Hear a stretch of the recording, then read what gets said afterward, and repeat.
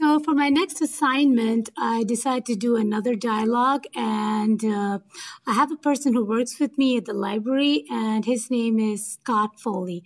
So I'm not giving anything away. Scott, you want to introduce yourself? Sure. My name is Scott Foley, as you said, and I'm the customer services manager at the library. And I also have a podcast, or I guess I call it a Rootscast or a webcast, maybe, that's called Roots and Branches. All right, so this is something new that I learned about Scott, and that's why I decided to do this interview with him. So, Scott, if you mind me asking, how did you get into podcasting? So, about a dozen years ago, I started volunteering at a radio station in Eugene, Oregon. And it was a community radio station that basically just trained people to be radio broadcasters. I started as kind of a substitute for a summer folk program, acoustic music program, and after I was done with that, they gave me my regular spot on the air. I worked there for a couple of years, and then when I moved here to Colorado about 10 years ago, I volunteered at a station up in Fort Collins. And once I stopped working there, I always had a blog, but I decided instead of being a radio broadcaster that I'd take everything that I was doing and just basically broadcast it through my website. And that's kind of how I got into the podcasting thing. All right, so do you want to tell us what is your website or what is your podcast called? Sure. The podcast, I don't like the word podcast because that implies a lot of things. But so what I do is I call it a Rootscast or a webcast. It's only available through my website, which is rootsandbranches.blogspot.com. And what I do there is I have a playlist, and then I have some music reviews that I do every week, and then just some pithy and entertaining thoughts. And I've been doing that since 2003, I think. So it's been a long time that I've had the website. But what I do is every single week I'll go ahead and record 2 hours worth of music, which is about 30 songs. And then I'll go ahead and put that up there. And then the next week I'll put in a new broadcast. So I don't leave the broadcasts up there. I just do one at a time. Right. Cool. So do you have favorite artists or a certain genre of music, or is it just everything? So Roots and Branches is specifically, as I say on the website, the very best of Americana, alt country, and roots music. Alt country is alternative country. So it's basically very loosely roots music. So it could be anything, but I tend to focus on what I think of as hybrid music. So it's basically country music as mixed with rock, or country music is mixed with punk, or folk music is mixed with indie music. And so it's one of those things that's hard to describe, but I kind of know it when I hear it. As far as, favorite artists, my musical tastes run the gamut, and I'm doing this, I'm kind of drawing those arbitrary lines just for the sake of having a kind of cleanly defined idea of what I'm doing, although my taste in music is everywhere. And so this isn't necessarily my favorite music, it's just what I've chosen to focus on, which is this kind of alternative roots music stuff. So who do you think is your audience? Like, who do you cater to? Who are you doing the podcast for? So when I first started my website, it was meant to be something that augmented what I did on the air as a radio broadcaster. And so I used to tell people, if you missed the show, you can go online and you can find out what I played. You can look at the playlist, or you can find reviews that I write. And so that's what it intended to be. And it was meant primarily for my radio audience.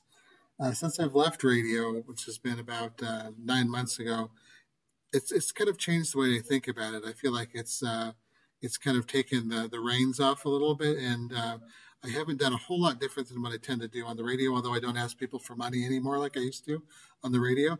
Don't have to tell people about the weather, but it's the same idea. It's playing some music, talking about the music, telling people why. And a lot of the stuff I play is stuff that a lot of people haven't heard of before. And so I tell people why they should care, tell a little bit about the artist, or about the album, or the story behind the music. So I think my audience is, people that are interested in this kind of music, which is a very, it's a relatively small group. I guess you could call it like a cult audience. So it's a small group with a real deep interest in this stuff. So that's kind of who my audience is, I think. So do your audience kind of reach out to you? Any social interactions, anything like that? I get emails from time to time. I want it to be more of a dialogue, and I've always thought I could, if I wanted to, if I had the time and if I had the energy and the discipline, turn this into something much bigger than it is. I'm the only person that ever contributes to this thing, and so I intend for it to be bigger, to be more of a dialogue. Right now, it's just one.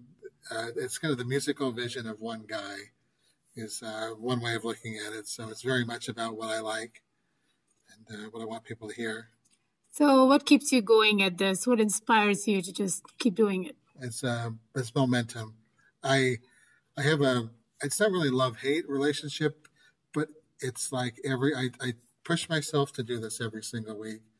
And as it gets closer to the deadline, I start getting, a little bit more stressed out. I feel like, geez, I never want to do this again. And then, once I go ahead and finally post the thing, it's like some kind of a purge, and I feel like this is the greatest thing ever. And I'll start working on next week's webcast. And so um, I think there's something about that I do. Like I have a insatiable appetite for new music, for looking for new music, and for sharing music that I love with other people.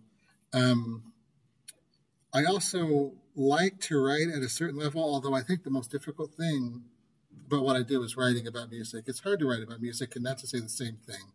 It's got a good beat and you can dance to it. So what else is new? So every single time I put out a review, which is every week, I try to say something different that involves more of who I am and any kind of situation around my encounter of this music than it does about, what beat it has or what instruments are playing.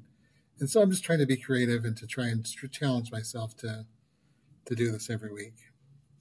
So, where do you see this going? Like, how long or I anything could like either that? stop doing it tomorrow or I'll keep doing it. I don't know. It is very much a hobby. It's not something that's bringing in the bucks. It's not intended to.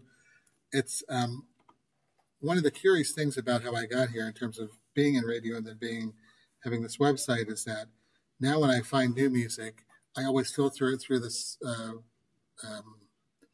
operation that I have through being a podcaster, being a broadcaster. What would I do if I didn't have this to do with the music? I would just say, well, I sure like that music. Then I'd set it aside or I'd listen to it myself. And so I've kind of developed this kind of habit, I guess, or this relationship with music where that's interwoven with my experience as a writer, as a podcaster. And one of the reasons I left radio is because it answered the question, what would I do with music if I didn't have a radio job? And it's kind of changed things a little bit. But anyhow, so my specific podcast, like I said, I want it to evolve. I want it to be something bigger and more inclusive. And not just patting myself on the back when I say there really is nothing like it in terms of perspective. There are websites that talk about the specific kind of music, and there are broadcasters that. But in terms of it is a fairly unique vision in terms of the stuff it incorporates, and I think that I've got a specific voice in the way that I write. So, Wow, it's amazing. I've never heard that much about yeah, it's a little this. too much. No, it's great. It's great. Anything else you want to add? No, it is. Like I said, it's a fascinating thing for me in terms of my own experience with music. I always considered it kind of an idiot savant thing. That since I was little, I have loved new music. My earliest job was in a record store. Then I worked in bookstores where we sold music, and it's just always been something that I love to do. And I like to share it with other people. And at some level, it does satisfy me. I feel like if I'm going to publish a dozen episodes, as I call them, of Roots and Branches, maybe one of them is going to make me feel like, okay, I did something really good. The other ones are like, nobody died. I put this out there. And I guess the best ones are the ones where I get some response, whether it's from the artist that says, I really like what you do. And I'm going to go ahead and share it with the rest of our crowd. And then that way it drives people to my website. And so I'm always challenging myself to up those numbers, although ultimately it's just about, playing this game with myself, I guess, challenging myself to continue this thing that's been going on for so many years. All right, wow. It's actually motivating that you're actually doing something with your hobby. All of us have hobbies, and Right. it's just there at the sidelines. But to actually challenge yourself and do something with it, that's really something. So that's great. I hope whoever sees my dialogue listens to it and actually Yeah. will look up I your never site. expect I never expect people to like the kind of music I do. Mhm. I've met a couple people who do. Uh, and that's why I'm always a little sheepish about sharing it. So, like I said, a lot of people that I work with don't know that I do this, or if they know, I've never told them specifically what it is. But if anybody's interested, I always like the company. So it's at rootsandbranches.blogspot.com, and roots is spelled ROUTES. Oh, okay. Well, thanks so much, Scott. I will definitely be going and looking at it. So thank you again for your time. Thanks, Tina.